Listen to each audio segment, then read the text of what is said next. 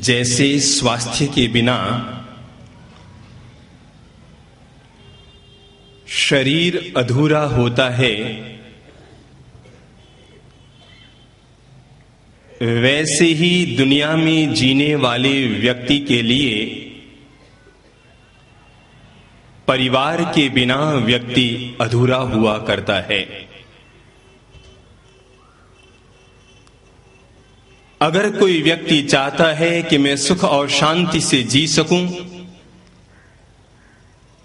अगर कोई व्यक्ति चाहता है कि मैं मन की शांति और चैन को प्राप्त कर सकूं, अगर कोई व्यक्ति चाहता है कि मैं दिन में सुख की रोटी और रात को चैन की नींद ले सकूं, तो जैसे इसके लिए जरूरी है कि आदमी का मन प्रसन्न हो, उतना ही जरूरी है कि व्यक्ति का शरीर भी स्वस्थ हो। और जितना व्यक्ति के शरीर के स्वास्थ्य की आवश्यकता है, जितनी व्यक्ति के मन के प्रसन्नता की आवश्यकता है, उतनी ही आवश्यकता व्यक्ति की जिंदगी के लिए अपने परिवार के सही सलामत रहने की है। अगर मन अशांत है तो जिंदगी अशांत है, अगर शरीर बीमार है तो जिंदगी बीमार है। और सच्चाई तो यह है कि अगर परिवार अशांत है, अगर परिवार में कलह है, अगर परिवार में दूरियां हैं, अगर परिवार में खींचतान है, तो एक संपन्न से संपन्न व्यक्ति का घर भी दुखी और दरिद्र हो सकता है। परिवार तो संस्कारों की पाठशाला है, परिवार तो शांति और सुकून देने वाला मंदिर है, परिवार तो जिंदगी को सौहार्द, शांति, आनंद, प्रेम, ये सब वातावरण देने वाला एक कुंज है। और जिस व्यक्ति की जिंदगी में ये सब नहीं मिल पाते, शायद वो व्यक्ति कितना भी संपन्न क्यों न हो, लेकिन पारिवारिक तौर पर वो व्यक्ति विपन्न होता है। मरने के बाद स्वर्ग मिलता है या नरक, ये भविष्य पर हम छोड़ते हैं। लेकिन जो लोग अपने घर और परिवार में प्रेम से जीते हैं, जो लोग अपने घर और परिवार में एक दूसरे के लिए त्याग से जिया करते हैं, जो लोग घर और परिवार में एक दूसरे के लिए काम आने की सोचा करते हैं और एक दूसरे के प्रति सौहार्दता के भाव पाले चलते हैं, मैं कहना चाहूंगा वे जीते जी अपने घर को स्वर्ग बनाने में सफल हो जाया करते हैं। घर तुम्हारा स्वर्ग तब नहीं होता जब एक आलीशान कोठी के तुम मालिक हो जाते हो। घर हमारा स्वर्ग तब भी नहीं होता जब घर में बहुत सुंदरतम फर्नीचर हम बना लेते हैं। हमारा घर तब भी स्वर्ग नहीं बन पाता है जब घर में हमारी इलेक्ट्रॉनिक सारी आधुनिक सुविधाएं रहती है। शायद तब भी व्यक्ति का घर स्वर्ग नहीं बनता जब ऐशो आराम के हजार साधन आदमी के घर में उपलब्ध होते हैं। अरे उस कुटिया में भी आदमी, उस झोंपड़ी में भी आदमी अपने जीवन के स्वर्ग के सुकून को पा लिया करता है, जहां पर लोग एक दूसरे की भावनाओं का सम्मान करते हैं, जहां पर लोग एक दूसरे के साथ प्रेम से जिया करते हैं और जहां पर लोग एक दूसरे के काम आकर अपने जीवन का सौभाग्य माना करते हैं, जहां हृदय से हृदय मिलता है, दिल से दिल मिलता है, मन से मन मिलता है, भावनाओं से भावनाएं मिलती है। उस जुग्गड़ झोंपड़ बस्ती में रहने वाला व्यक्ति भी अपने घर को स्वर्ग बना लेता है। परिवार में अगर प्रेम का पानी सूख रहा है, सावधान रहना भाई। चाहे तुम सास हो या बहू, कोई भी जिम्मेदारी से बच न पाओगे। चाहे आप बाप हैं या बेटा, लेकिन जिम्मेदारी से बच न पाएंगे। आदमी की दिक्कत होती है कि घर के हर कलह का कारण व्यक्ति परिवार के दूसरे सदस्य को बताना चाहता है। सास कहती है बहू के कारण घर में कलह है, और बहू कहती है कि सास के कारण घर में कलह है। दोनों अपने आप को जिम्मेदारियों से बचाते हैं। बाप कहता है कि बेटे की आदतें बिगड़ गई इसलिए घर में अशांति है, और बेटा सोचता है कि बाप मेरा गुस्सैल है इसलिए घर में अशांति है। एक दूसरे पर अशांति का कारण थोपा जाता है। कोई भी जिम्मेदारी और जवाबदारी से बच नहीं पाएंगे। परिवार के जितने भी सदस्य हैं वे सब जवाबदार हैं अगर घर में कलह मचा हुआ है तो। अगर घर में मानसिक दूरियां बनी हुई है, अगर घर में एक दूसरे से आदमी टूटा हुआ है, याद रखना भाई कि जैसे कहीं कोई बगीचे में तुम जाते हो और वहां देखा करते हो कि आज तो घास और दूब बिल्कुल हरी है, लेकिन 10 दिन के बाद गए तो पता लगा कि दूब वो घास बिल्कुल सूख गई है। जैसे बगीचे और लॉन में अगर पानी नहीं डाला जाता तो वो लॉन सूख जाता है, ठीक वैसे ही जिस घर में प्रेम के पानी की बौछारें नहीं होती वो घर और परिवार भी सूख और टूट जाता है। आपने सूखा तालाब देखा है ना? किस किसने देखा है सूखा तालाब? याद है सूखे तालाब की हालत कैसी होती है? उन घरों जैसी होती है कि जिन घरों में प्रेम और शांति नहीं होती, जिन घरों में सौहार्दता नहीं होती, जिन घरों में आत्मीयता नहीं होती, जिन घरों में एक दूसरे के प्रति सैक्रिफाइस की भावना नहीं होती, और उन घरों की जो हालत होती है वैसी हालत सूखे तालाब की होती है। सच्चाई तो यह है कि जैसी हालत उस सूखे तालाब की होती है कि मिट्टी में दरारें पड़ जाती है, सारी मिट्टी एक पाल में बंधी हुई है, सारी मिट्टी एक तालाब में है, लेकिन जिस तालाब में पानी सूख गया उस तालाब की मिट्टी खंड खंड, टुकड़े टुकड़े, बंटवारे बंटवारे, लकीरें लकीरें विखंडित हुई दिखे नजर आती है। वैसे ही जिस घर में, जिस परिवार में प्रेम का पानी सूख गया, मानकर चलना कि वो भी वैसे ही टूटा हुआ, फूटा हुआ, लकीरें लकीरों में बंटा हुआ, विखंडित हुआ घर होता है। इसलिए आदमी की जिंदगी में धर्म की शुरुआत, हम संत होकर आपको इस बात की प्रेरणा देना चाहेंगे कि आदमी की जिंदगी में धर्म की शुरुआत न तो मंदिर से होती है न ही मुंहपत्ती से होती है। आदमी की जिंदगी में धर्म की शुरुआत न तो महादेव से होती है न महावीर से होती है। आदमी की जिंदगी में धर्म की अगर शुरुआत होती है तो सबसे पहले अपने ही घर और परिवार से होती है। वो व्यक्ति विश्व शांति की बात कहने का हकदार कैसे हो सकता है? वो व्यक्ति समाज के मंच पर आकर शांति की बातें कैसे कर सकता है? वो व्यक्ति किसी धर्म के मंच पर खड़ा होकर प्रेम का पाठ कैसे पढ़ा सकता है? जो व्यक्ति अपने ही घर में शांति कायम नहीं रख पा रहा है। मेरे भाई, विश्व शांति की बात करना बहुत सरल है, लेकिन अपने ही घर में शांति को स्थापित कर पाना बहुत मुश्किल है। और एक वो व्यक्ति जो किसी समाज का अध्यक्ष है, एक वो व्यक्ति जो किसी ट्रस्ट का अध्यक्ष है, एक वो व्यक्ति जो किसी समाज का मंत्री है, वो व्यक्ति जानता है कि किसी समाज का संचालन करना सरल होता है, लेकिन किसी घर का संचालन, परिवार का संचालन करना कितना मुश्किल होता है। समाज में अगर कोई व्यक्ति कहना ना माने तो आदमी गर्दन ऊंची उठाकर आंख लाल करके कह सकता है, लेकिन घर में अगर बेटा कहना ना माने तो आदमी सोचता है अपनी जांग उड़ाऊं, अपनी जांग उघाड़ूं तो शर्म मुझे ही आएगी, मैं क्या करूं। आदमी दबता है अपने घर में, अपने बच्चों से, अपनी बीवी से, अपने पोतों से, अपने परिवार से,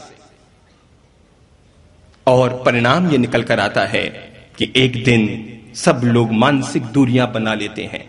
परिणाम निकल कर आता है कि एक दिन सब आपस में टूटे फूटे हुए रहते हैं।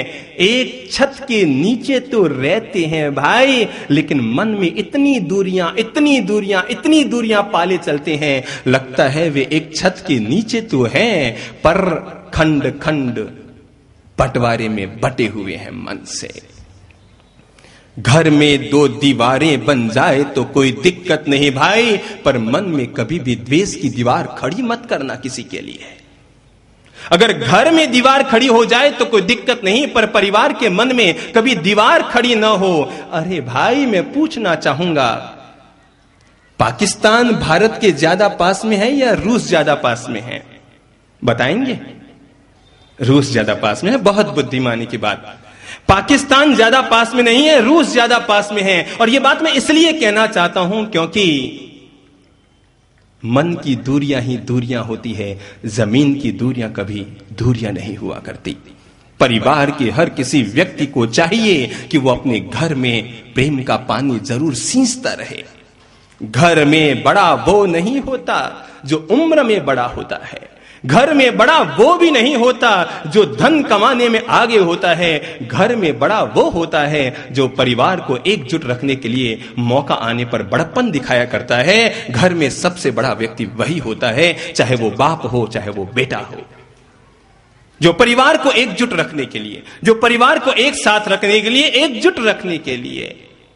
हां भाई, स्वर्ग है तुम्हारे परिवार में, मंदिर है तुम्हारे परिवार में, मजहब है तुम्हारे परिवार में, तीर्थ है तुम्हारे परिवार में, मूर्तियां हैं तुम्हारे परिवार में, शांति है तुम्हारे परिवार में, सुकून है तुम्हारे परिवार में। अगर हम सब एकजुट हैं, हम सब साथ साथ हैं, एक दूसरे के सुख दुख के सहभागी हैं।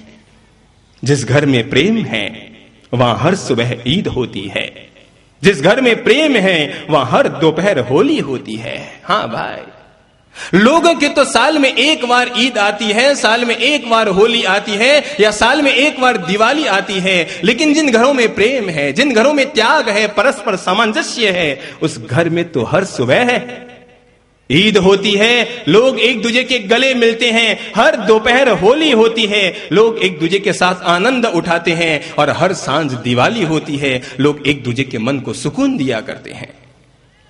जिस घर में प्रेम है वहां सुबह ईद है, जिस घर में प्रेम है वहां दोपहर में होली है, जिस घर में प्रेम है वहां सांझ को दिवाली है। दुनिया में 7 वार हुआ करते हैं। पहला वार सोमवार, और दूसरा मंगलवार, तीसरा बुधवार, चौथा गुरुवार, और 5वां शुक्रवार, छठा शनिवार, तो 7वां रविवार हुआ करता है। दुनिया के हर कैलेंडर में 7 ही वार हुआ करते हैं, लेकिन मैं गांधी मैदान के मंच से आप लोगों को निवेदन करना चाहूंगा कि जिंदगी में एक 8वें वार को और समझिए, और वो 8वां वार सोमवार से भी ऊपर है, शुक्रवार से भी ऊपर है, रविवार से भी ऊपर है, गुरुवार और मंगलवार से भी ऊपर है, और वो है हमारा परिवार। ये है 8वां वार, जो है हमारा परिवार। और जो व्यक्ति 8वें वार को सकुशल रखने में सफल हो गया, उस व्यक्ति के 7वां वार सफल है। लेकिन अगर 8वां वार अशांत है तो सोमवार भी अशांत है और रविवार भी अशांत है। जिसका 8वां वार दुखी है उसका सोमवार भी दुखी और शनिवार भी दुखी। जिसके 8वें वार में परस्पर एक दूसरे के लिए संघर्ष है, उसके सोमवार को भी संघर्ष और शनिवार को भी संघर्ष। परिवार, शायद वे लोग जानते हैं कि परिवार में एकता का क्या सुकून होता है जो एक साथ रहते हैं। परिवार, शायद वे लोग जानते हैं कि परिवार में प्रेम का क्या परिणाम होता है कि जो सब हिल मिलजुल कर प्रेम से रहते हैं। परिवार कि वे लोग जानते हैं कि परिवार में शांति का क्या आनंद होता है जो लोग एक दूसरे को शांति दिया करते हैं।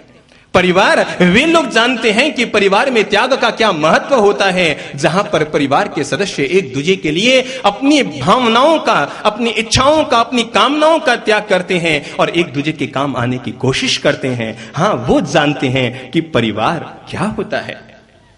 परिवार जहां रिश्तों के कुछ अर्थ होते हैं, जहां पर एक दूसरे को मनाने का कुछ अर्थ होता है, जहां पर रूठने का अर्थ होता है, जहां पर कोई नीचा हो तो उसे ऊपर उठाया जाता है और कोई ऊपर उठा हुआ हो तो उसे प्रोत्साहन दिया जाता है, जहां पर एक दूसरे के काम आने की, एक दूसरे के साथ सेक्रीफाइस करने की सोच रहती है। हां भाई, उसका नाम है परिवार। एक जमाना था जब लोग जैसे तैसे साथ रहना चाहते थे। पहले लोग गांव को भी परिवार मानते थे, पता है ना। पहले लोग गांव को भी परिवार मानते थे, समाज को भी परिवार मानते थे।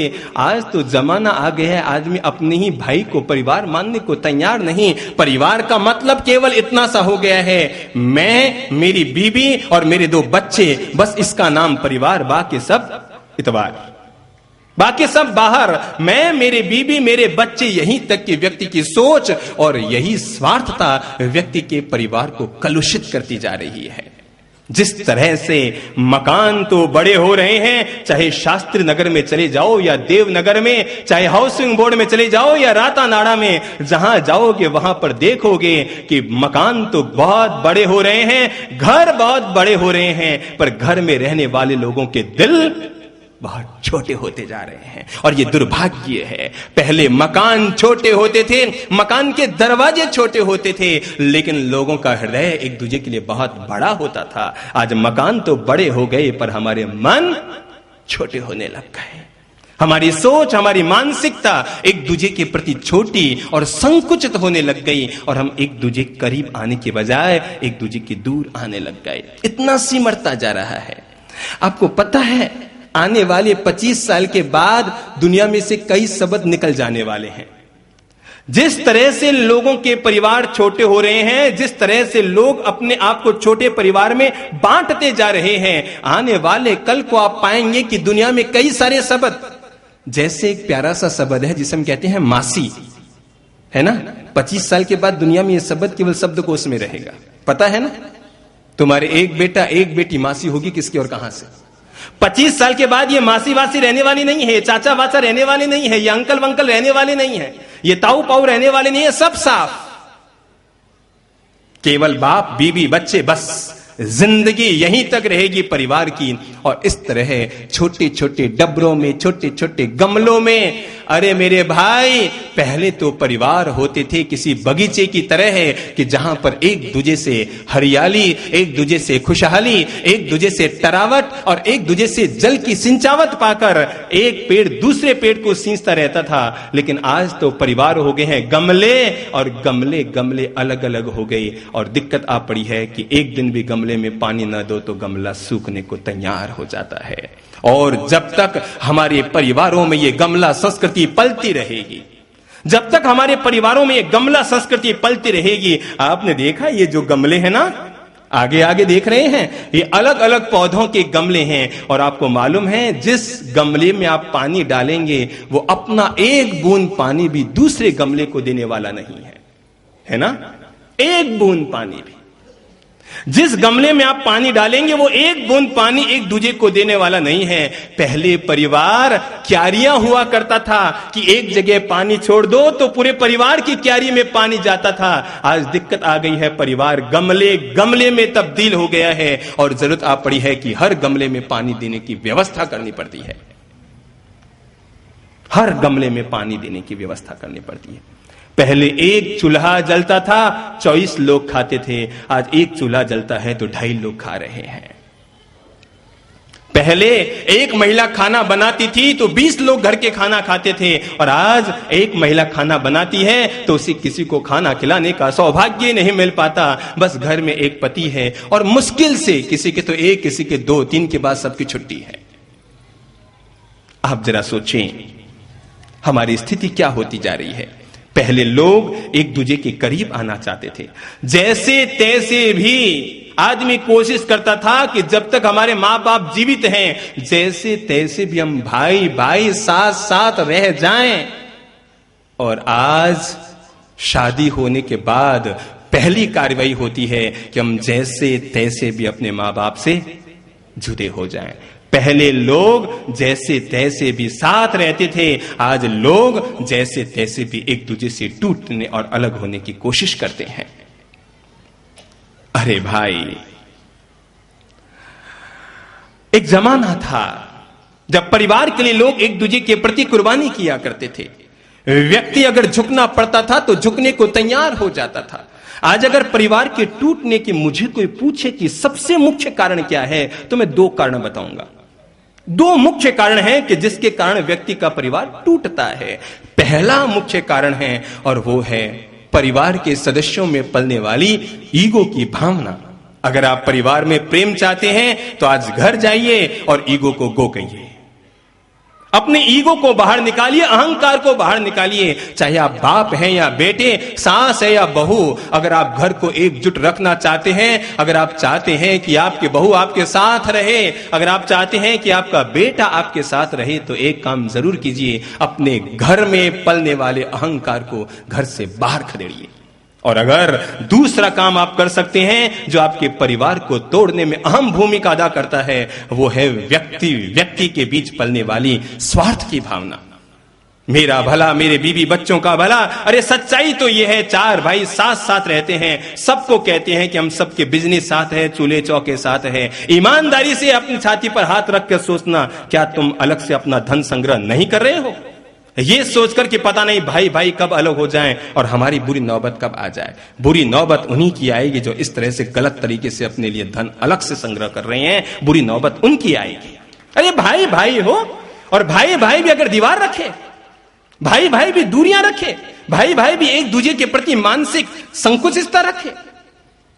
कहने पे कहते हो चारों के धंधे साथ हैं, पर ईमानदारी है जिसके हाथ जितना लग रहा है वो साफ कर रहा है और अपने अलग से अपनी पत्नी के बीहर में या अपनी अलमारी में कहीं न कहीं जमा कर रहा है।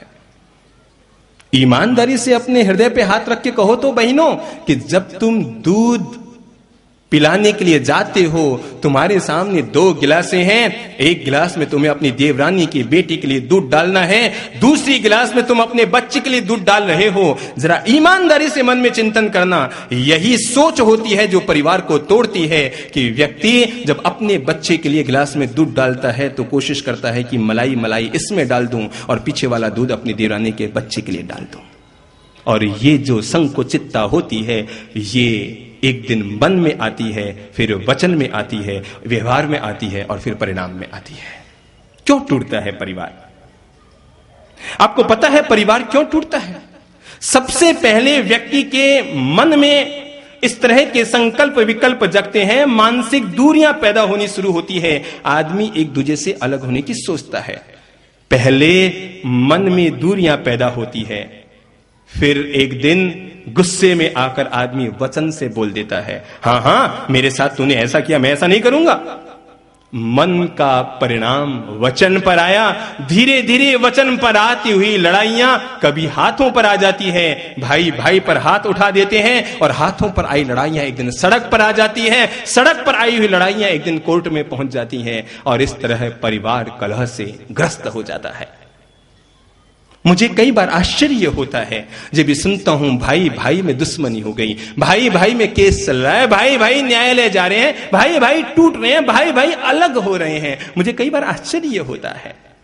आप लोग देख रहे हैं हम जो 2 मंच पर बैठे हैं ना संत, ये एक ही मां की कोख से जन्मे हैं। और आपको बताऊं इस दुनिया में प्रेम किसे कहते हैं, एक दूसरे के प्रति मान और सम्मान किसे कहते हैं, एक दूसरे के प्रति सैक्रिफाइस किसे कहते हैं, अगर ये समझना हो तो कोई हमारी जिंदगी से समझे। शायद लड़ना झगड़ना बोलना बर्ताव करना तो बहुत दूर की बात, जिंदगी में अब तक 40 साल में हमें यह भी नहीं याद कि हमने एक भाई ने दूसरे भाई की कभी बात भी काटी हो। एक भाई ने जो कह दिया वो दूसरे भाई का निर्णय। जिंदगी में कभी ऐसा नहीं किया कि भाई ने भाई की बात काटी हो। अगर भाई भाई की बात काटेगा तो दुनिया में प्रेम किसके साथ होगा? अगर भाई भाई से दूरियां बनाएगा तो दुनिया में प्रेम किसके साथ होगा? आधी दुनिया के लिए हम उदाहरण बनते हैं प्रेम के, और आधी दुनिया के लिए हम जलन के कारण बनते हैं। पर कुछ भी हो, हम जानते हैं कि जिंदगी अगर जीनी है तो प्रेम से जियो, जिंदगी अगर जीनी है तो आनंद से जियो, जिंदगी अगर जीनी है तो त्याग से जियो, एक दूसरे के प्रति सैक्रिफाइस की भावना से जियो। मुझे कोई पूछे कि घर का स्वर्ग क्या होता है तो मैं आपको बता देना चाहता हूं, जहां पर 4 भाई एक छत के नीचे रहते हैं, एक चूल्हे में खाना खाते हैं, एक थाली में बैठकर खाना खाते हैं। मुझे कोई पूछे कि घर का स्वर्ग क्या है तो मैं कहना चाहूंगा यही घर का स्वर्ग है और यही घर का नरक है कि जहां पर 4 भाई एक घर में रहते हुए भी अलग अलग चौके चलाते हैं और चूल्हे जलाते हैं और उनके बूढ़े माँ बाप अपने हाथ से रोटी बनाकर खाते हैं। तो मेरी नजर में इससे बढ़कर घर का नरक और कोई नहीं होता। ये अंतिम नरक है तुम्हारे घर का कि अगर तुम्हारी बहू तुम्हारे लिए खाना बनाती हो और तुम्हारे पिता के लिए तुम्हारी मां को खाना बनाना पड़ता हो, सोच लेना तुम नारकीय हो, नारकीय इसी मनुष्य की योनि में। तुम्हें मरने के बाद नरक जाने की जरूरत नहीं, क्योंकि तुमने नरक का दुख यहीं भोग लिया। अगर तुम्हारे जीते जी तुम्हारी पत्नी तुम्हारे लिए खाना बनाए और तुम्हारी मां अपने पति के लिए खाना बनाए, अलग अलग खाने बनते रहे और बूढ़ी डोकरी जैसे तैसे चूल्हा जलाकर और बेलन लगाकर रोटी बनाकर तुम्हारे बाप को रोटी खिलाए, तो जरा सोचना कि तुम्हारा जन्म क्यों हुआ था। सोचना। एक जमाना था जब लोगों के 7-7 बच्चे हुआ करते थे। हाँ भाई याद रखना, एक जमाना था जब लोगों के 7-7 बच्चे हुआ करते थे और एक माँ बाप उन 7-7 बच्चों को संभाल कर, पाल पोस कर, लाड़ प्यार में बड़ा कर दिया करते थे। एक माँ बाप 7-7 बच्चों का पालन पोषण कर लिया करते थे, लेकिन उन्हें कभी भार नहीं लगता था। पर दुर्भाग्य की बात है कि 7 बच्चे मिलकर भी आज एक माँ बाप का पालन पोषण बुढ़ापे में नहीं कर पा रहे हैं। वे 7-7 बच्चे मिलकर भी। मुझे याद है एक परिवार में पिता का स्वर्गवास हो गया।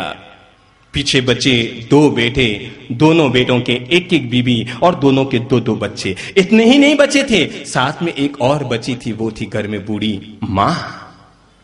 पिता का स्वर्गवास हुआ, 12 दिन भी न बीते थे कि बच्चे दोनों आपस में इकट्ठे हुए और धन के बंटवारे की सोचने लगे। इतना धन मेरे पास, इतना धन तेरे पास, ये मकान मेरा, ये दुकान तेरी, ये ऑफिस मेरी, ये फैक्ट्री तेरी। और इस तरह सारे धन का बंटवारा हो गया। दोनों भाई पिता के 13वां करने से पहले ही अलग हो गए। वे तो दोनों अलग हो गए, बंटवारा दोनों का हो गया, पर बीच में फंस गई बूढ़ी मां।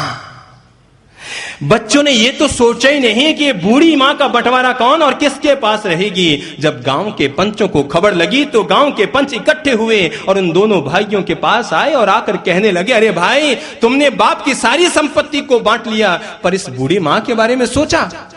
उन्होंने कहा, ओह, ये तो हमने सोचा ही नहीं। और अंततः पंचों की पंचायती करने पर वे दोनों भाई तैयार हुए और निर्णय किया गया, 15 दिन मां इसके घर रहेगी और 15 दिन मां उसके घर रहेगी। मेरे भाई, ये 4 संतानें अलग होकर अपने बूढ़े माँ बाप की योनि को बंदर की योनि बना देते हैं कि वो बंदर कभी इस पेड़ की डाली पर टहलता रहे, कभी उस पेड़ की डाली पर बैठा रहे, कभी इस घर कभी उस घर। और 15 दिन का दोनों का बंटवारा हो गया। संयोग की बात कि गांव में मेरा जाना हुआ और वो बूढ़ी माँ जी मेरे पास बैठी थी। मैंने कहा, माता जी भोजन आरोग लिया? तो कहने लगी, पूज्य श्री, आज तो मेरे उपवास है।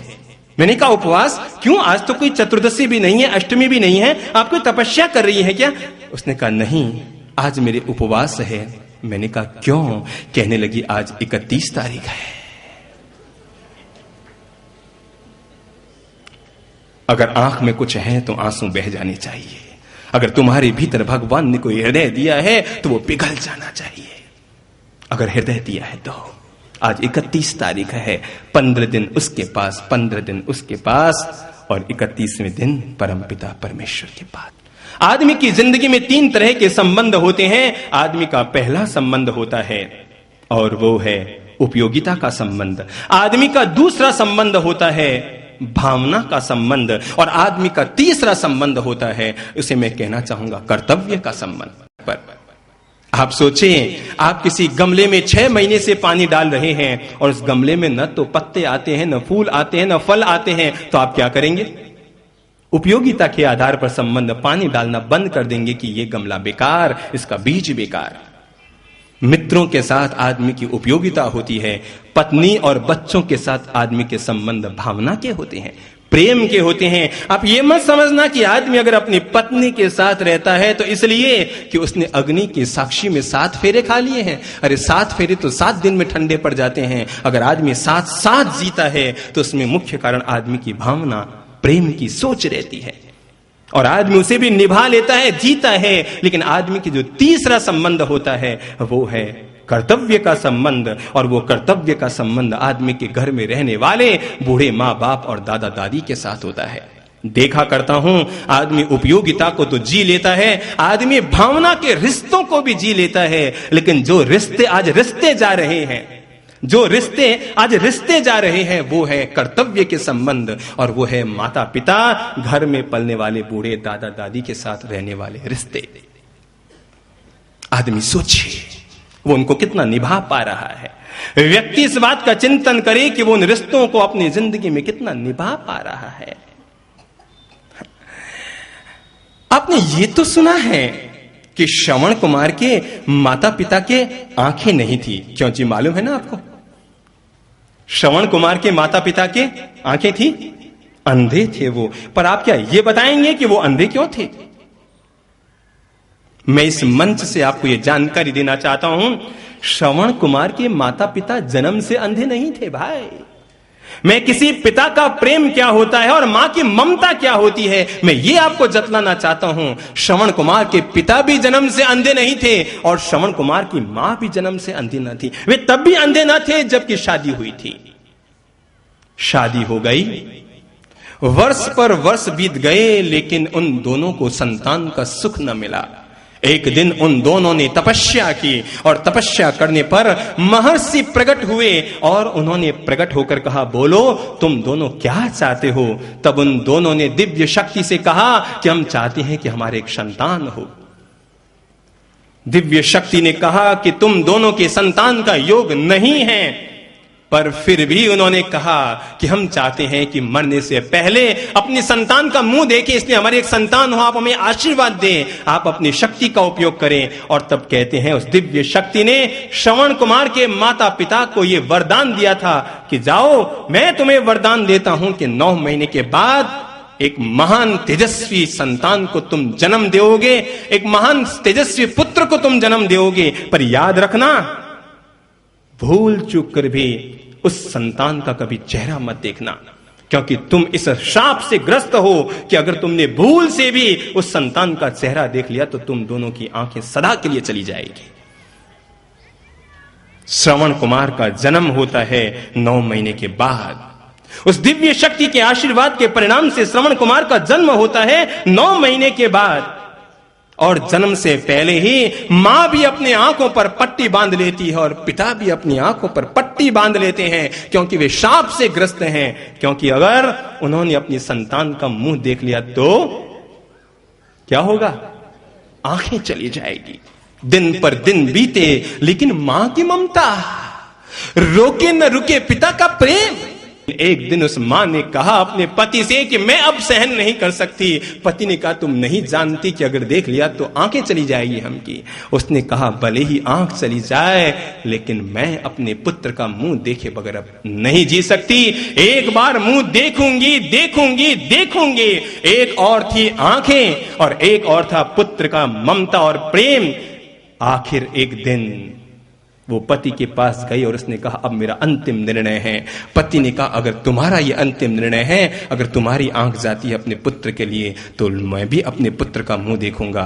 और उन दोनों ने अपनी आंखों के आगे से पट्टी हटाई, श्रवण कुमार का मुंह देखा। शायद वो 30 सेकंड भी अपने पुत्र को न निहार पाए होंगे कि दोनों की आंखें सदा के लिए चली गई। समझे पिता का प्रेम, समझे मां की ममता। अरे ऐसा एक ने नहीं, हर मां बाप ने अपनी संतान के साथ किया होगा। लेकिन धन्य है वो श्रवण कुमार कि जिसे इस बात की जब खबर लगी कि मेरा मुंह देखने के लिए मेरे माता पिता ने आंखें गंवा दी थी, तो उसने बुढ़ापे में अपने बूढ़े मां बाप को तीर्थ की यात्रा कराने का संकल्प लिया। और आपको मालूम है श्रवण कुमार के प्राण कैसे निकले थे? पता है श्रवण कुमार के प्राण कैसे निकले? कहते हैं वो अपने कंधे पर, अरे दुनिया में अब तक करोड़ों लोग हुए जो कंधे पर गंगा जल लेकर रामेश्वरम की यात्रा करने गए होंगे, लेकिन वो श्रवण कुमार इस विश्व के इतिहास में अमर हो गया जिसने अपने मां बाप को ही गंगा जल के रूप में स्वीकार किया। और वो अपने कंधे पर अपने माता पिता को ढोता है, तीर्थों की यात्रा कराता है। बीच जंगल में एक दिन बूढ़ी मां कहती है, बेटा हमें प्यास लगी है। पेड़ की छाया में अपने मां बाप के कावड़ को उतारता है और एक लोटा लेकर, एक घड़ा लेकर श्रवण पानी की तलाश में जाता है। चलता चलता एक झील के किनारे पहुंचता है और जैसे ही पानी को भरने के लिए घड़े को पानी में डालता है कि तभी कहीं से बाण आकर लगता है और श्रवण कुमार घायल हो जाता है। चित्कार की आवाज सुनकर बाण निकालने वाला व्यक्ति वहां पहुंचता है, बाण छोड़ने वाला व्यक्ति वहां पहुंचता है और आकर जब वो देखता है कि उसने तो किसी जानवर पर बाण चलाया था, पर यहां तो मनुष्य मरा हुआ है, मनुष्य घायल हो गया है। बाण चलाने वाला और कोई नहीं, राम का पिता दशरथ, और जिस पर बाण लगा वो और कोई नहीं, इस इतिहास का महापुरुष श्रवण कुमार। और तब दशरथ श्रवण कुमार को क्षमा मांगते हुए कहता है कि ये मेरे जीवन की सबसे बड़ी भूल थी, पर मैं चाहता हूं मरने से पहले तुम अपनी अंतिम इच्छा बता दो। मैं एक संत होकर किसी श्रवण कुमार जैसी संतान को प्रणाम करना चाहूंगा। जब वो श्रवण कुमार राजा दशरथ से कहता है कि अगर मेरे मरने के बाद मेरी कोई इच्छा पूरी कर सको तो एक इच्छा पूरी कर देना। 2 मील दूर मेरे बूढ़े माँ बाप प्यासे हैं, ये पानी ले जाकर उनको पिला दे। संतान हो तो ऐसी, अगर किसी व्यक्ति के संतान हो तो ऐसी। अरे भाई, वे तो लोग किस्मत वाले होते हैं कि जिनके घर पर बूढ़े माँ बाप का साया होता है। आज की तारीख में जहां बेटा बाप के सामने 2 मिनट में मुंह चला देता है, मैं नहीं करूंगा पापा जी ऐसा, मैंने कोई ठेका ले रखा है कि आप भी हर समय मेरे बीच में टांग अड़ाते रहते हैं, मैंने कह दिया ना मुझसे ऐसा नहीं होगा, आपकी जैसी इच्छा हो आप करें, मैं नहीं कर सकता। अच्छा अगर ऐसा ही है तो मैं अलग हो जाता हूं। पता नहीं 2 मिनट में जितना अधैर्य आज की तारीख में तुम्हारा है, अगर तुम्हारे बचपन में वो ही अधैर्य अगर तुम्हारे पिता तुम्हारे साथ करते तो आज तुम जीवित रहते क्या? 1 मिनट में सपाट से आदमी कहता है मैं नहीं मानता पिताजी, मुझसे नहीं होगा, आप अपने काम करते रहिए, मेरे काम में टांग मत अड़ाइए। मेरे भाई, अगर मेरा कहना मानो ना तो अपने जीवन का एक नियम रखना जिसे हमने अपने जीवन में आजीवन जिया है। हमने अपने जीवन में उसे आजीवन जिया है, और वो है अपने माता पिता का वो हर कहना मान लो जिसमें तुम्हारा नुकसान न होता हो। वो कहे ऐसा, ठीक है ऐसा, वो कहे वैसा, ठीक है वैसा, कोई दिक्कत नहीं, जैसा उन्होंने कहा वैसा। अरे हमारे पास तो आदर्श है। मैं आपको बताऊं, किसी भी मंदिर में जाकर राम की पूजा करना बहुत सरल है, बहुत सरल, कोई मुश्किल काम नहीं है। चंदन घिसी, टीके लगाई, फूल लगाया और राम की पूजा हो गई। लेकिन राम की प्रेरणाओं को जीवन में जीना, आज की तारीख में रामायण की कथाओं की कम जरूरत है। आज की तारीख में अगर जरूरत है तो रामायण के जीवन में पारायण की जरूरत है कि आदमी रामचरितमानस जैसे शास्त्रों को लेकर कोई आयोजन न करे, इन सबको तो जीवन में जिए। कहते हैं राम अपने पिता की छोटी सी बात कोई बहुत बड़ी बात नहीं थी, मना कर सकते थे, कोई बहुत बड़ी बात नहीं थी ना, और आप तो मना कर ही देते अगर आज की तारीख में ऐसी बात हो जाए तो। शर्तिया, और उसमें भी वचन राम की मां ने तो नहीं लिया था ना, कैकेयी ने मांगा था। राम कह सकते थे कि पिताश्री मेरे साथ क्यों अन्याय, वचन मांगा है कैकेयी ने, तो भरत को संन्यास दिया जाए, वनवास दिया जाए, मुझे क्यों दिया जाए। लेकिन ये सोचकर कि अगर पिता की छोटी सी बात रखने के लिए मुझे 14 साल वनवास जाना पड़े तो कोई बात नहीं, लेकिन पिता के वचन को कभी निष्फल नहीं जाने देंगे। अगर पिता की छोटी सी बात रखनी हो तो रखी जाएगी, पर 14 साल का वनवास लिया जाएगा। इसे कहते हैं पुत्र। और साथ में कौन जाती है? पत्नी। पत्नी भी साथ जाती है। आज की तारीख में अगर आपके पति वनवास जा रहे हो 14 साल के लिए, तो पता है आपकी पत्नी क्या कहेगी? अगर आपके पति वनवास जा रहे हैं तो आपकी पत्नी क्या कहेगी पता है?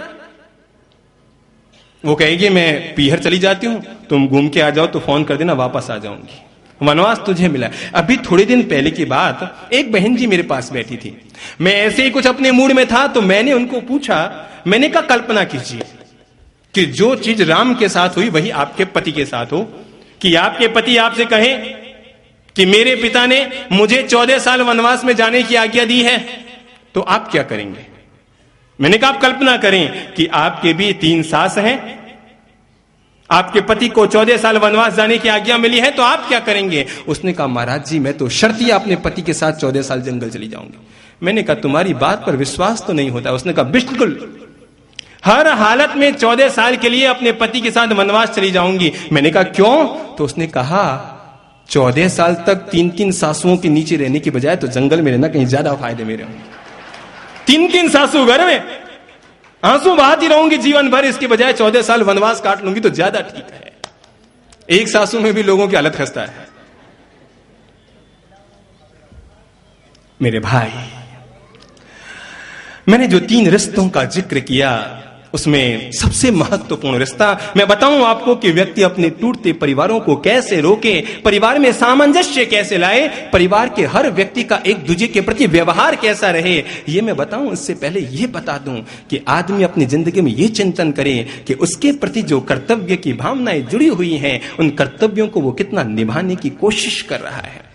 आदमी सोचे कि उन कर्तव्यों को व्यक्ति कैसे निभा रहा है। हर आदमी अपने बचपन को याद करे कि किस तरह पिता ने कंधे पर बैठा बैठा कर घुमाया था, किस तरह पिता ने अंगुली पकड़ पकड़ कर चलना सिखाया था, किस तरह उन्होंने अपने पेट को मसोस कर, अपने पेट की रोटी रोक कर भी तुम्हारे लिए दूध और पानी की व्यवस्थाएं की थी। हर कोई व्यक्ति जरा अपने बचपन को याद करे कि किस तरह उसे पाल पोस कर बड़ा किया गया था। नख से सिख तक, अंगूठे के नाखून से लेकर पांव की शिखा, सिर की शिखा तक, शायद शरीर का ऐसा कोई भाग नहीं है जो तुम्हारे माता पिता ने तुम्हें ना दिया हो। जन्म उन्होंने दिया, पाल पोस कर उन्होंने बड़ा किया, लाड़ प्यार उन्होंने दिया, पढ़ा लिखा कर उन्होंने तैयार किया, कपड़े लत्ते की व्यवस्था उन्होंने की, सारी व्यवस्थाएं उन्होंने की। आदमी जरा सोचे कि वो उनके लिए क्या कर पाया। हर कोई व्यक्ति इस बात का चिंतन करे कि आखिर वो उनके लिए क्या कर पाया। हर कोई व्यक्ति इस बात का चिंतन करे, मनन करे, सोचे। मैं कुछ घटनाओं का जिक्र करना चाहूंगा।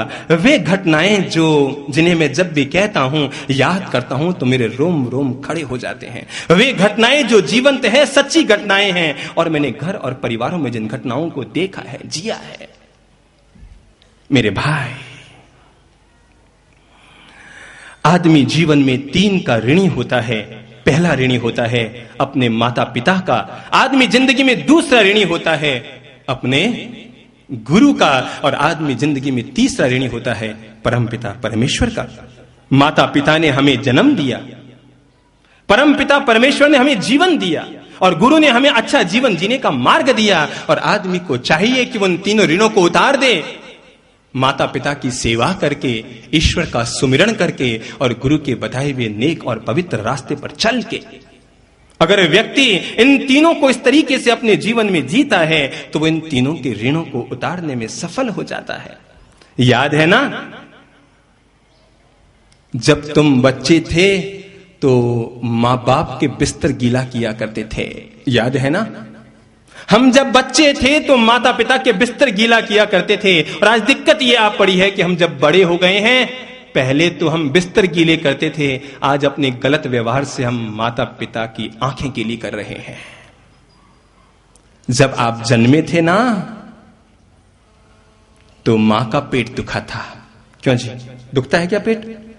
जब बच्चा जन्मा था तो मां का पेट दुखा था, और आज जब तुम बड़े हो गए तो अपने गलत व्यवहार से उनका दिल दुखा रहे हो। दुखाने की आदत गई नहीं है तुम्हारी।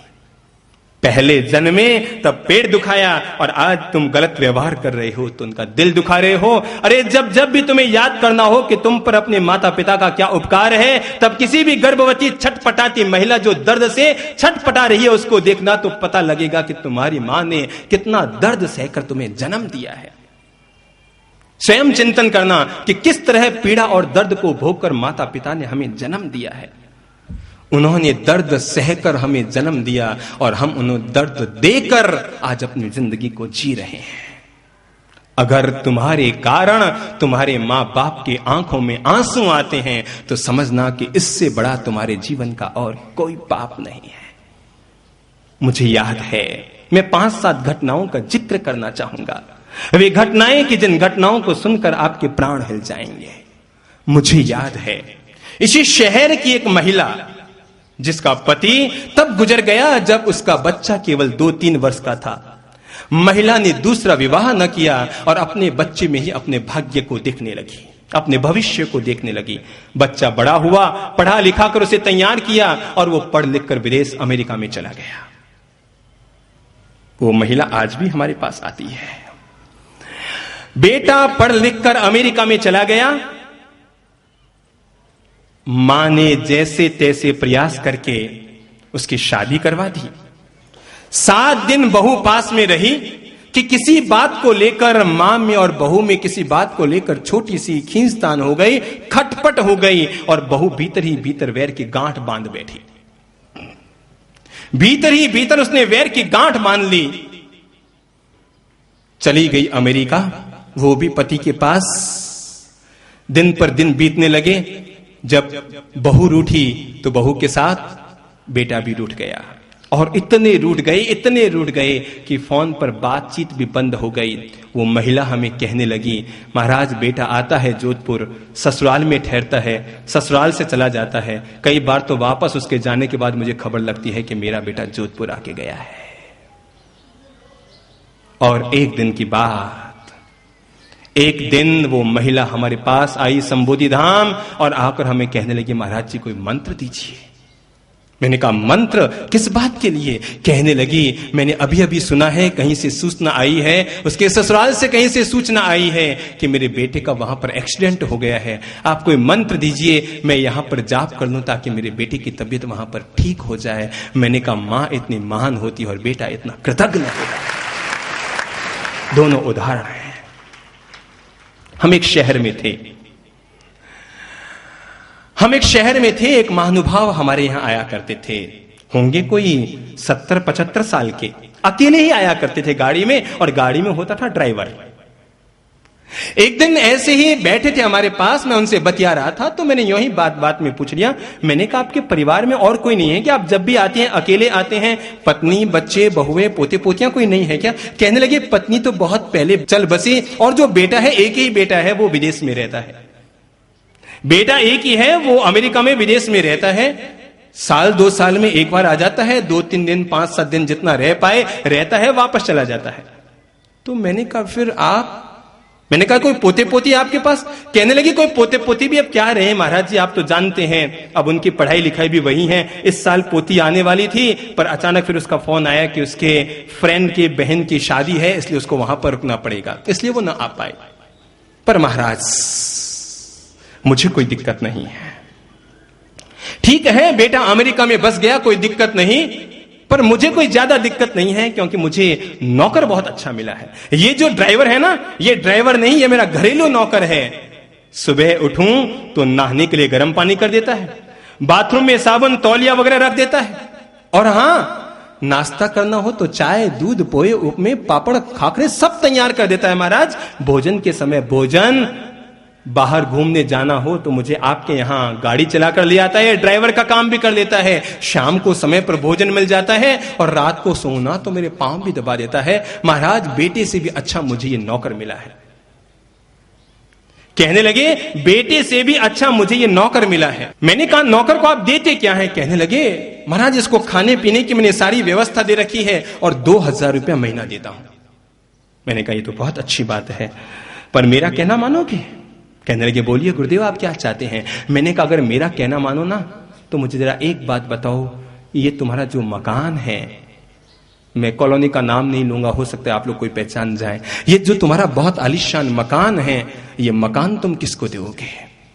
कहने लगे महाराज जी आप भी कैसी बात करते हैं, एक ही तो बेटा है, एक ही तो बेटा है, तो मकान तो बेटे के नाम ही होगा ना, उसी को दिया जाएगा। मैंने कहा अगर तुम मुझ पर श्रद्धा रखते हो और मेरा कहना मानो तो एक काम जरूर करना, मरने से पहले ये जो मकान है ना तुम्हारा, ये मकान इस नौकर के नाम करना, ताकि तुम्हारे बेटे को इस बात की खबर लग सके कि किसी मां बाप की संतान वो नहीं होती कि जिसे मां बाप जन्म देते हैं, संतान वो होती है जो बुढ़ापे में मां बाप की सेवा किया करता है, और जो मां बाप की सेवा बुढ़ापे में नहीं करता वे संतान हैं तो भी ठीक और न है तो भी ठीक, कोई ज्यादा फर्क नहीं पड़ता।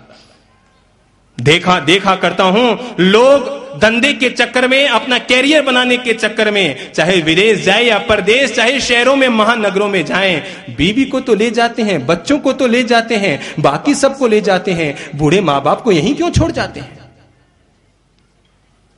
मेरा कहना मानो ना तो इस प्रवचन की कैसेट और सीडी जरूर खरीदना, और अगर तुम्हारा बेटा प्रदेश रहता हो तो उसे सीडी जरूर भेजना, कैसेट जरूर भेजना, ताकि उसे खबर लग सके कि बेटा वो नहीं होता जो परदेश में रहकर मम्मी तुम कैसी हो, पापा तुम कैसे हो फोन करता रहे।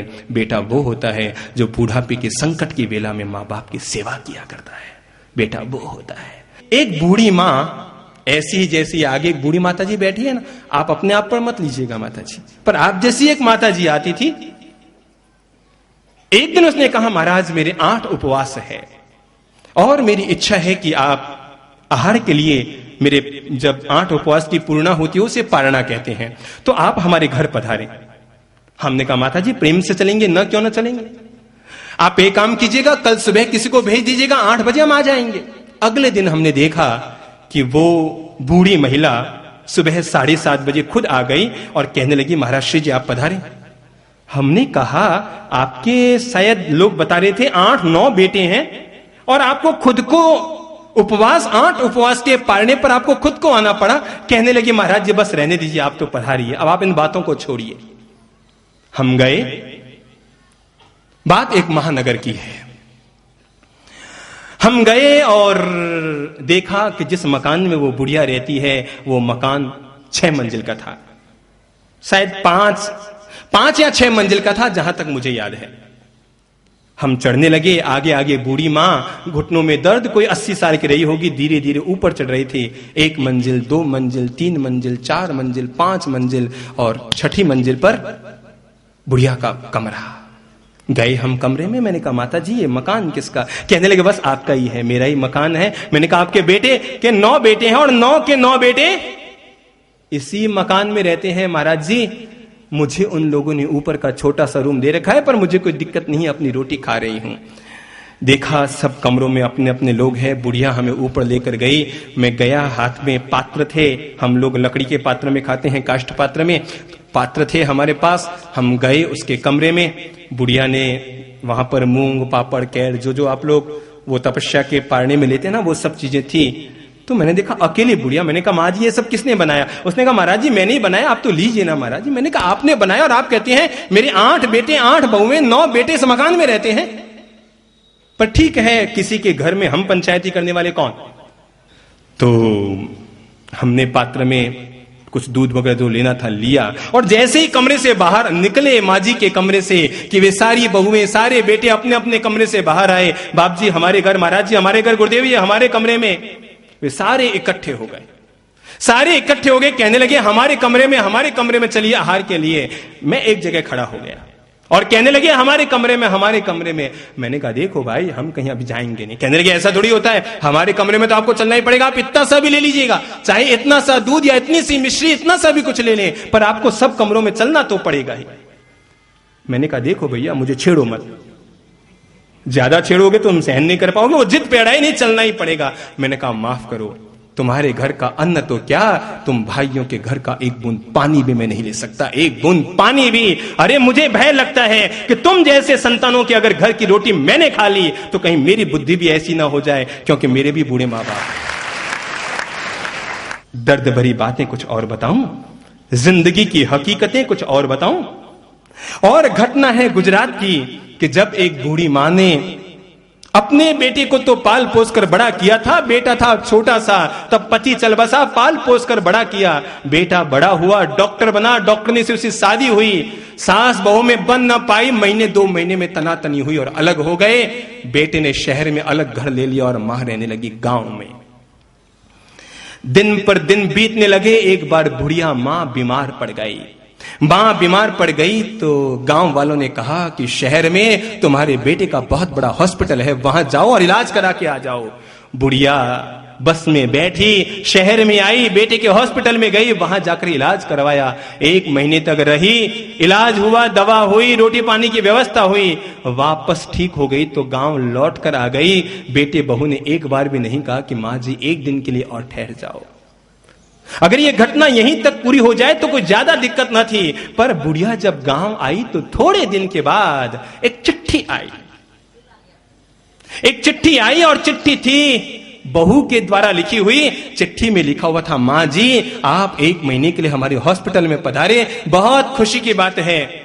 आपके खाने पीने की व्यवस्था तो हमने खुद ने कर दी थी, पर आप जानते हैं हॉस्पिटल की तो अपनी व्यवस्थाएं होती हैं। आप 30 दिन यहां रही तो प्रतिदिन का 100 रुपया किराया, तो 3000 रुपये ये हो गए और 4000 के करीबन आपकी दवाएं लग गई। माँ जी अगर संभव हो तो 7000 रुपये का ड्राफ्ट बनाकर हॉस्पिटल के नाम भेज दीजिएगा। बूढ़ी मां ने जब उस खत को देखा तो उसके रोंगटे खड़े हो गए। ओह ठीक है।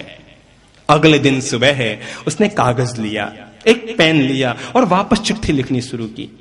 उसने वापस चिट्ठी लिखी, मेरी प्यारी बहू, जीवन में तुम्हारा पहला खत पाकर मुझे बहुत खुशी हुई और मुझे खुशी है कि तुम मुझसे हिसाब करने चली हो। अच्छा है, जब तुम मुझसे हिसाब करने चली हो तो मैं सोचती हूं कि मैं भी अपना पुराना हिसाब कर लूं, मैं भी जो बकाया पुराना हिसाब है मैं भी चुकता कर लूं। और मेरी बहू, तूने जो 7,000 का बिल बनाकर भेजा है मैं उसे चुकाने को तैयार हूं, पर मेरा कुछ पुराना हिसाब तुम में बाकी है। तुम्हारे पास जो पति है ना, मैंने तुम्हारे पति को 9 महीने तक अपने पेट में रखा। मैं तुम्हारे क्लिनिक में 30 दिन रही तो प्रतिदिन का किराया 100 रुपया, तो तुम मेरे पेट का किराया 100 रुपया मानोगी ना। 9 महीने तुम्हारा पति मेरे पेट में रहा, अगर 100 रुपया रोज का भी तुम किराया मान लो तो कितने हो गए? कितने हो जाएंगे? 27,000। तो बेटा 27,000 तो मेरे कोख का किराया है, और 5 लाख से भी ज्यादा रुपए मैंने तुम्हारे पति को पढ़ाने लिखाने में खर्च किया। अरे और तो और अपने गले की चेन और हाथ की चूड़ियां तक भी भेज दी थी तुम्हारे पति को पढ़ाने के लिए। ब्याज तो मैं तुम्हारा माफ कर रही हूं बहू, पर मैं सोचती हूं तुम जैसी बहू से हिसाब कर लेना उचित ही है। एक काम करना, तुम हमें जो 5,27,000 रुपये बकाया है, 7,000 अपने काट लेना और 5,20,000 का ड्राफ्ट मुझे बनाकर भेज देना। बहू को काटो तो खून नहीं। क्या क्या अरमान सोचते हैं माँ बाप अपने बच्चे के लिए। जब उन्हें अंगुली थमाते हैं तो सोचा करते हैं बुढ़ापे में हमारा सहारा होगा। जब उन्हें पाल पोस कर बड़ा करते हैं तो सोचते हैं ये हमारे नाम को अमर करेगा। जब उसे बड़ा करते हैं तो सोचते हैं ये बुढ़ापे में हमारी सेवा करेगा। और जब बुढ़ापे के दिन में उनकी सारी आशाएं फिरती है तो आदमी का मन कितना महसूस जाता है, जरा चिंतन करना भाई। जब अंगुली थाम कर तेरी तुझे मैं चलना सिखलाऊं, कल हाथ पकड़ना मेरा जब मैं बूढ़ा हो जाऊं। तू मिला तो मैंने पाया, तू मिला तो मैंने पाया जीने का नया सहारा। मेरा नाम करेगा रोशन जग में मेरा राज दुलारा। तुझे सूरज कहूं या चंदा, तुझे दीपक कहूं या तारा, मेरा नाम करेगा रोशन जग में मेरा राज दुलारा। तुझे सूरज कहूं या चंदा, तुझे दीपक कहूं या तारा, मेरा नाम करेगा रोशन जग में मेरा राज दुलारा। जब अंगुली थाम कर तेरी तुझे मैं चलना सिखलाऊं, कल हाथ पकड़ना मेरा जब मैं बूढ़ा हो जाऊं। तू मिला तो मैंने पाया, तू मिला तो मैंने पाया जीने का नया सहारा। मेरा नाम करेगा रोशन जग में मेरा राज दुलारा। मेरे बाद भी इस दुनिया में जिंदा मेरा नाम रहेगा। जो भी तुझको देखेगा तुझे मेरा लाल कहेगा। मेरे बाद भी इस दुनिया में जिंदा मेरा नाम रहेगा। जो भी तुझको देखेगा तुझे मेरा लाल कहेगा। तेरे रूप में मिल जाएगा, याद करो, तेरे रूप में मिल जाएगा मुझको जीवन दोबारा। तेरे रूप में मिल जाएगा मुझको जीवन दोबारा। मेरा नाम करेगा रोशन जग में मेरा राज दुलारा।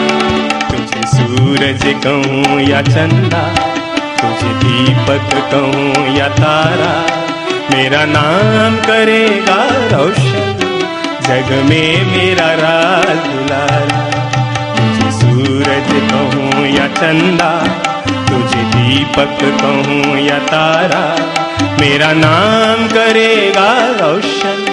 जग में मेरा राज दुलारा, जग में मेरा राज। याद करो भाई, अपने माता पिता के अरमानों को याद करो कि उन्होंने किस तरह से पाल पोस कर आपको बड़ा किया और कौन कौन से ऊंचे सपने देते थे आपके लिए, किन सपनों को आप अपनी जिंदगी में साकार करेंगे। उन्होंने सपने में भी नहीं सोचा था कि तुम अपनी पत्नी के पीछे अपनी मां के मुंह को तड़कोगे। उन्होंने सपने में भी नहीं सोचा था कि तुमने अपने पत्नी के पीछे अपने मां का तिरस्कार करोगे। उन्होंने सपने में भी नहीं सोचा था कि अपने पुत्र के पीछे तुम अपने पिता का तिरस्कार करोगे। सपने में भी नहीं सोचा था। लेकिन आदमी का दुर्भाग्य कि आदमी के साथ ऐसा होता है। मेरे भाई, माता पिता के मरने के बाद उनके चित्र पर अगरबत्ती खेना बहुत सरल है, लेकिन जीते जी उनकी सेवा शुश्रूषा संभालना बहुत मुश्किल है। मां की ममता देखना चाहोगे? कहते हैं एक हिरणी जंगल से गुजर रही थी। हिरणी जंगल से गुजर रही थी। अपने बच्चों को उसने एक झोंपड़ी में, एक कुटिया में रखा था और एक जंगल से गुजर रही थी। तभी एक शिकारी सामने आया, उसने बाण उठाया। हिरणी कांप गई। उसने आवाज लगाते हुए कहा, शिकारी रहने दे, मुझे मत मार, मुझे मत मार। शिकारी ने कहा, मैं तो मारूंगा, मेरा ये धंधा है मारना हिरणों को, मैं तुम्हें मारूंगा मारूंगा मारूंगा। हिरणी ने कहा, अगर ऐसा ही है तो ले, मैं खुद तुम्हारे सामने आती हूं, तू मुझे मार दे, बाण चला दे, कटार चला दे, तलवार चला दे, मेरे शरीर के टुकड़े टुकड़े कर दे, पर अगर कर सके तो एक काम जरूर करना, मेरे जो स्तन है ना, इनको तू छोड़ देना, क्योंकि मेरे छोटे छोटे बच्चे दूध के मारे भूखे ना मर जाए। मेरे छोटे छोटे बच्चे, मेरी ये स्तन उन बच्चों के लिए छोड़ देना। ये तो सच है कि भगवान है मगर फिर भी अनजान है। धरती पे रूप माँ बाप का, प्रेम से बजा लो, उस विधाता की पहचान है। ये तो सच है कि भगवान है मगर फिर भी अनजान है। धरती पे रूप माँ बाप का, उस विधाता की पहचान है। जन्म देती है जो माँ उसे जग कहे, जन्म देती है जो माँ उसे जग कहे। अपनी संतान में प्राण जिसके रहे। हो लोरियां होठों पर सपने बुनती नजर, लोरियां होठों पर सपने बुनती नजर। नींद जो वार दे हंस के हर दुख सहे। हो ममता के रूप में है प्रभु, सभी बोलिए, ममता के रूप में है प्रभु। प्राणों से आवाज आ जाए। ममता के रूप में है प्रभु, पाया आप से वरदान है। धरती पे रूप माँ बाप का, उस विधाता की पहचान है। ये तो सच है कि भगवान है मगर फिर भी अनजान है। धरती पे रूप माँ बाप का, उस विधाता की पहचान है, उस विधाता की पहचान है, उस विधाता। याद रखना, 2 किलोमीटर की लिफ्ट देने वाले को धन्यवाद दिया जाता है, 2 टॉफी खिलाने वाले को धन्यवाद दिया जाता है, 2 गिलास सिकंजी पिलाने वाले को धन्यवाद दिया जाता है। पर दुर्भाग्य यह है कि आदमी जिंदगी भर तक अपने मां बापों का एहसान लेता रहता है, पर उन्हें धन्यवाद देना कभी उसे याद नहीं आता। कैसे रोके टूटते परिवार? परिवारों में कुछ रिश्ते होते हैं और अगर आदमी उन रिश्तों को ईमानदारी से निभाने की, जीने की कोशिश करे तो मैं सच कहता हूं, दुनिया में कोई भी भाई भाई से अलग होना नहीं चाहता। कोई भी बहू सास से टूटना नहीं चाहती, कोई भी सास बहू से टूटना नहीं चाहती, कोई भी बाप जो अपना ही खून है उस बेटे को न तो अलग करना चाहता है और न ही उस बेटे से कोई भी बाप अलग होना चाहता है। लेकिन कुछ कुछ ऐसे कारण हो जाते हैं, जो कुछ कुछ होता है ना परस्पर, ये कुछ कुछ ऐसे कारण बन जाते हैं जो जन्म देने वाली मां से बेटा टूट जाता है, जिसे हम धूमधाम से गाते बजाते दीप जलाकर और बैंड बाजे बजाकर जिस बहू को हम घर लाते हैं उस बहू से हमारा मन टूट जाता है। जो हमारे परिवार का अपना सदस्य है उससे हमारी मानसिक दूरियां बढ़ जाती है। आखिर ऐसा क्यों होता है? परिवार में कुछ एक रिश्ते होते हैं और आदमी को चाहिए कि आदमी इन रिश्तों को अपनी जिंदगी में ईमानदारी से जीने की कोशिश करे। परिवार के टूटने का जो सबसे पहला कारण है वो है सास और बहू का परस्पर संतुलन न बैठ पाना। सास एक काम करे, वो पहला नियम ले, अपनी बहू को हमेशा बेटी मानकर चले और बहू अपनी सास को मां मानकर चले। आप जरा बताएं, आपकी मां बेटी में कभी झगड़ा होता है क्या? मां बेटी में तो नहीं होता है ना। मां बेटी में झगड़ा नहीं होता है। मैं कहना चाहूंगा जैसे मां बेटी में झगड़ा नहीं होता, फिर वैसे ही सास और बहू में भी झगड़े होने बंद हो जाएंगे। पहला काम करें, बहू सास को मां माने और सास अपनी बहू को बेटी माने। कुछ चीजों में सास सावधानी रखे। नंबर 1, बेवजह की अपनी बहू के साथ ज्यादा टोका टोकी ना करे। देखो भाई, अब तुम सुनाते रहोगे कि हमने क्या जमाना जिया था, अरे तुमने तो बहुत स्वतंत्रता जी है, ये किया है वो किया है, तुम्हें सारी सुविधाएं हैं, हमने तो घटियां चलाई थी, ये किया था। अरे भाई, किया था तो बहुओं को सुनाने के लिए थोड़ी ही किया था। अब देखा करता हूं कुछ सासुओं की आदत है, जहां बैठेगी अपनी बहू पर टिप्पणी करेगी, अपनी बहू के लिए 2 शब्द कहेगी और ऊपर से कहेगी इनको तो सारी सुविधाएं हैं, जहां जाना हो चले जाए। अरे हम तो पीहर जाना होता तो 1 महीने तक योजना बनाते थे, तब पीहर जाते थे, ये तो रोज पीहर जाती। हम तो घटियां चलाते थे, इसको तो कोई काम नहीं करना पड़ता। नौकर है पोंछा लगाने के लिए, नौकर है झाड़ू लगाने के लिए, नौकर है कपड़ा धोने के लिए। मां जी, जमाना बदल गया है। अगर तुम चाहते हो कि सुखी रहना है घर में तो थोड़ा सा बहुओं के साथ सामंजस्य बैठाकर चलना पड़ेगा। अब आप अगर ये चाहें कि बहुएं तो झुकती रहे और सासू जी ऊपर तनी रहे, तो ऐसे अब चलने वाला नहीं है, ऐसे अब चलने वाला नहीं है।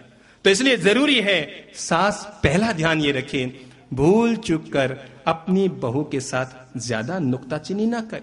एक काम और कीजिएगा, अगर हो सके ना तो भूल चूक कर अपनी बहू के पीहर के बारे में कभी विपरीत टिप्पणी मत कीजिएगा, हमेशा उसके पीहर की तारीफ कीजिए। अगर आप चाहते हैं कि आपकी बहू हमेशा खुश रहे तो उसे दिवाली पे गहने देने की जरूरत नहीं। अगर आप चाहते हैं कि आपकी बहू हमेशा खुश रहे तो उसे नई साड़ी की जरूरत नहीं। आप केवल एक काम कीजिए, मेरे टिप्स लीजिए, मेरी तरफ से टिप्स लीजिए, एक काम कीजिए, हमेशा अपनी बहू के पीहर की तारीफ कीजिए, आपकी बहू हमेशा खुश रहेगी। उसके पीहर के बारे में अच्छी बात कहिए, उसके माता पिता के बारे में पॉजिटिव बोलिए, सकारात्मक बोलिए, ताकि उसे सुखद शांति महसूस कर सके। अगर आप अपनी बहू के लिए अच्छे शब्दों का प्रयोग करेंगे तो शायद बहू इन्हें सुनकर मन को तसल्ली महसूस करेंगे। और अगर हो सके ना तो घर पर अपना ज्यादा नियंत्रण रखने की बजाय आप ये ना सोचें कि जो बेटा 25 साल तक मेरा था आज वो पराया क्यों हो गया। ये तो होना तय है, पर आप सामंजस्य बैठाएं और मन में महसूस करते रहें, बेटा मेरे लिए जो अच्छा कर रहा है, बहू जो कर रही है मेरे लिए अच्छी कर रही है। उसके हर काम की तारीफ कीजिए, उसके हर योजना की तारीफ कीजिए, उसके हर शैली की तारीफ कीजिए। और जहां तक हो सके महीने में 1-2 बार अगर आप टोका टोकी करेंगे तो बात जमेगी, पर अगर आप रोज रोज टोका टोकी करेंगे तो मामला बिगड़ सकता है। और कुछ सावधानियां जो मैं बहुओं को देना चाहूंगा, हो सके तो अपनी सास के सम्मान में कभी कमी मत आने दीजिए। सासू को चाहिए कि बहू के प्रति प्रेम में कमी ना आने दें और बहू को चाहिए कि सास के प्रति सम्मान में कभी कमी ना आने दें। देखो भाई, बहू घर पर आई है, तुम्हारे लिए उसने कितना त्याग किया है। अगर कोई व्यक्ति किसी बहू के त्याग को देखना चाहे तो मैं बताना चाहूंगा कितना बड़ा त्याग किया है। तुम्हारे घर को बसाने के लिए वो अपने घर को छोड़कर आई है, तुम्हारे बेटे के घर को बसाने के लिए अपने घर को छोड़कर आई है। मां को छोड़ा, बाप को छोड़ा, और तो और जाति को भी छोड़ते हैं ना। जाति बदली। अरे और तो और पहनावे को बदला। पहले दूसरे तरह के कपड़े पहनती थी, अब साड़ी पहनती है। पहले किन्हीं और लोगों के बीच जीती थी, अब आपके घर में जी रही है। वो तो बेचारी अकेली आई है और आप हैं घर में 8 सदस्य है, और 8 सदस्य ही अगर उस पर अपना अधिकार, अपना अहंकार जतलाते रहे तो याद रखो आखिर उसका भी मन है, वो भी मनुष्य है। और अगर बहू को ज्यादा दबाने की कोशिश की तो याद रखना, लोहे की स्प्रिंग होती है ना, ज्यादा दबाओ तो धक्का मार देती है। फिर बहुएं भी ऐसा ही करेगी, ज्यादा दबाओगे तो फिर सामने बोलना शुरू कर देगी। आंख की शर्म रखो, आंख की शर्म रखो, जीभ को नरम रखो, और अगर हो सके तो दिल में रहम रखो। ये इतना सही धर्म है। आंख में रखो शर्म, जीभ को रखो नरम, और दिल में रखो रहम। दूसरी बात जो मैं बहुओं के लिए कहना चाहूंगा, और वो दूसरी बात है, बहुएं नंबर 1, सास के सम्मान में कभी भी कमी न आने दें, भूल चूक कर कमी न आने दें। और भूल चूक कर अपने पीहर में जाकर अपने ससुराल के बारे में विपरीत टिप्पणी न करें। ऐसा करके आप दोनों परिवारों में बीच में दीवार पैदा करने में समर्थ हो जाएंगे। और अगर हो सके तो एक बात का ख्याल रखें, अगर सास कभी टोके ना तो उसको बुरा ना माने। जैसे आप गाड़ी में बैठकर सोस्ती गेट जा रहे थे और तभी आपने सोस्ती गेट पर देखा कि आप तो बहुत जरूरी काम से स्पीड में जा रहे थे, तभी सामने लाल बत्ती आ गई। चौराहे पर होती है ना लाल बत्ती, आपको क्या करना पड़ेगा? रुकना पड़ेगा, और तत्काल आपके मुंह से निकलेगा, धत तेरी की, इसको भी अभी जलना था, होगा ना? पर सावधान, ये लाल बत्ती आपकी रुकावट नहीं है, आपको खतरे से बचाने का साधन है। आपको दुविधा में, आपको आकस्मिक दुर्घटना से बचाने का साधन है। जैसे लाल बत्ती हमें रोकती तो है पर हमारी सुरक्षा करती है, वैसे ही सास अगर रोके ना तो उसे चौराहे की लाल बत्ती समझना, जो तुम्हें टोक तो रही है पर उसमें भी तुम्हारा कल्याण करने की भावना छिपी हुई है। झूठा दंभ अपने मन में न रखो भाई। अगर तुम ज्यादा पढ़े लिखे भी हो ना, सास को संभालो। बूढ़ी सास है, कितनी आशाएं लेकर तुम्हें आई है, बैंड बजाए, थालियां सजाई, दीप जलाए, घर को रोशन किया, परिवार का भोजन किया, और ये सोचकर कि हम अपने जीवन को खुशियों से जीने के लिए बहू लेकर आ रहे हैं। और अगर आप कुल बहू बनना चाहते हैं तो एक काम जरूर करना, अपनी बूढ़ी सास को निभाने की कोशिश करना। आपको वो कहानी याद है ना, एक बहू देखती है कि सास के लार टपकती है, कपड़े गंदे होते हैं, आंगन गंदा कर देती है, और एक दिन बहू अपने पति को समझा बुझा कर अपनी सास को घर का जो तलघर है उसमें भिजवा देती है।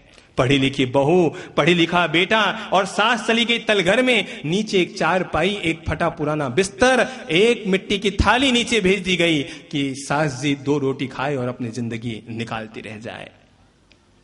एक दिन की बात, दिन पर दिन बीते, और एक दिन की बात, एक दिन बहू का बेटा यानी उस मां का पोता गेंद खेल रहा था। गेंद उछलकर अंदर गई। अंदर जाकर देखा तो दादी मां नीचे तलघर में बैठी रो रही है। पोते ने पूछा, दादी मां तुम रो क्यों रही हो? दादी ने कहा, बेटा तेरी गेंद ने मेरी मिट्टी की थाली तोड़ दी।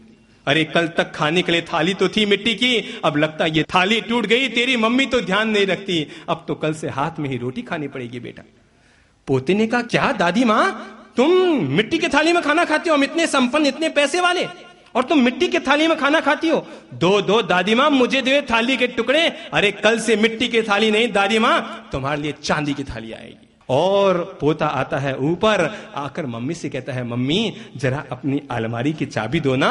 मम्मी चाबी देती है, वो जाता है अलमारी खोलता है, गहनों का ताला खोलता है, और जहां पर गहनों का बक्सा रखा हुआ है उसी के पास वो मिट्टी की सड़ी हुई, खाने से सड़ी हुई मिट्टी के टूटे हुए थाली के टुकड़े वहां पर रख देता है। ताला बंद करता है, चाबी मम्मी को देता है। 2 दिन के बाद मम्मी को किसी पार्टी में जाना है भोजन पर। मम्मी ताला खोलती है, अलमारी खोलती है, गहनों के बक्से के पास हाथ ले जाती है, देखती है गहनों के पास सड़ी हुई मिट्टी हुई की थाली के टुकड़े पड़े हैं। वो सोचती है, ओ ये किसकी हिम्मत, मेरी अलमारी में मिट्टी की टूटी हुई फूटी हुई थाली, ये किसने रखी? याद आता है परसों मुन्ने ने ली थी चाबी। वो मुन्ने को बुलाती है और बुलाकर कहती है, बच्चे, अरे मुन्ने अलमारी तूने खोली थी? हाँ हाँ मैंने खोली थी। ये जो सड़ी हुई मिट्टी के थाली के टुकड़े किसने रखे? उसने कहा मैंने रखे। उसने जैसे ही कहा मैंने रखे कि मम्मी ने एक चांटा मारा, सटाक। बच्चा तिलमिला गया, गाल पर आया, चांटा, बच्चा तिल मिला गया कि इतना जोर का चांटा। उसने कहा mummy sorry, sorry mummy sorry, माफ करो, पर मैंने ये मिट्टी की थाली के टुकड़े बहुत सोच समझ कर रखे हैं मम्मी, और ये मैंने तुम्हारे बूढ़ापे के लिए रखे हैं। मम्मी मैंने ये सोचा कि तुम तो दादी मां की बहुत अच्छी बहू हो, सो तुमने मिट्टी की थाली तो भेज दी, पर शायद तुम्हारी बहू इतनी अच्छी न आए, और वो अगर मिट्टी की थाली की व्यवस्था भी न करे तो टूटी हुई थाली तो तुम्हारे काम आ ही जाएगी। 5 मिनट भी न बीता कि दादी मां के नीचे चांदी की थाली पहुंच गए। याद रखना, हर बहू याद रखे, हर बहू का एक भविष्य है, और वो भविष्य तुम्हारा सास बनना है। हम जयपुर में थे, दिल्ली से एक परिवार आया हुआ था।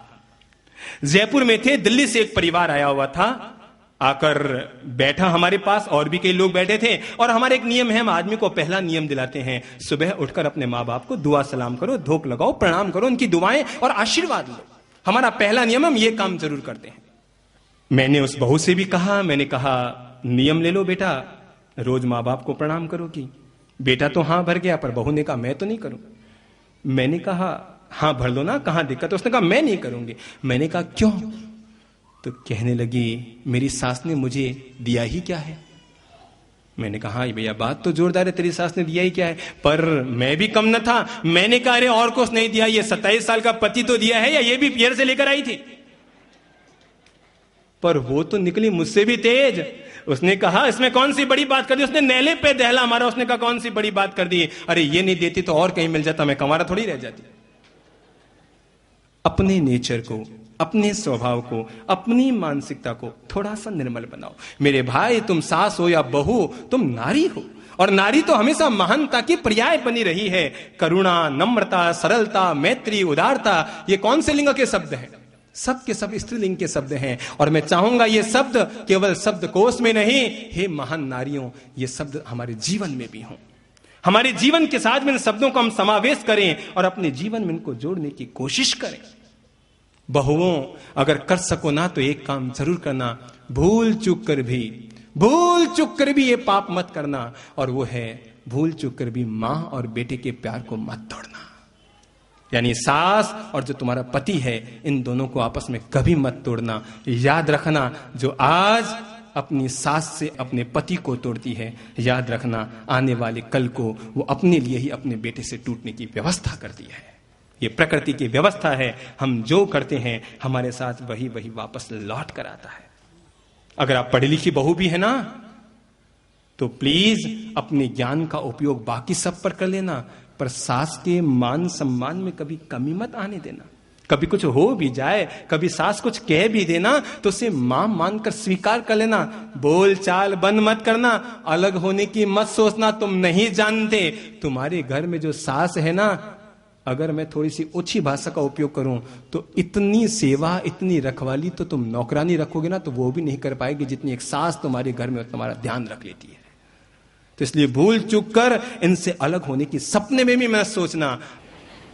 परिवार में प्रेम रखो, परिवार में सामंजस्य रखो, एक दूसरे के प्रति अपनत्व रखो। भूल चूक कर किसी की खिल्ली मत उड़ाओ। कोई कमजोर भी है, कोई कम पढ़ा लिखा भी है। 4 बहुएं हैं, 2 पढ़ी लिखी आई है, 2 कम पढ़ी लिखी आई है, 2 संपन्न घरों से आई है, 2 कम संपन्न घरों से आई है।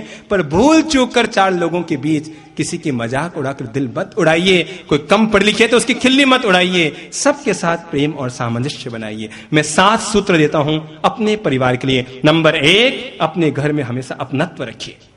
अपनत्व की नींव पर अपने परिवार को खड़ा रखिए, ताकि परिवार कभी खंडहर न हो जाए। और अपने घर में अधिकार की बजाय स्नेह का प्रयोग कीजिए। जो भी बात कहनी है अधिकार से कहने के बजाय स्नेह से कीजिए। अपने शब्द से, अपने घर से कल जब झाड़ू निकाले ना, तो एक शब्द को निकाल दीजिएगा, और वो है मैं। इस मैं शब्द को घर से निकाल दीजिए और हम शब्द को घर में प्रवेश कर दीजिए।